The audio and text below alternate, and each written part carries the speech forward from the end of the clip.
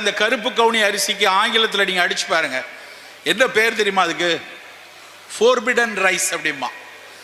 ஃபோர்பிடன்னா என்ன அர்த்தம் தெரியுமா? தடை செய்யப்பட்டன்னு அர்த்தம். சீனாவில் இது தடை செய்யப்பட்ட அரிசி. எதற்காக தடை செஞ்சிருக்காங்க? குட்காவை தடை செய்ய சொல்றோம், இதை எதற்கு தடை செய்யறாங்கன்னு பார்த்தா, அதுக்கப்புறம் படிச்சு பார்த்தா அவ்வளவு ஆச்சரியமா இருக்கு. இது மன்னர்களுக்கும் மிக பெருந்தகைகளுக்கும் மட்டும் உள்ளது.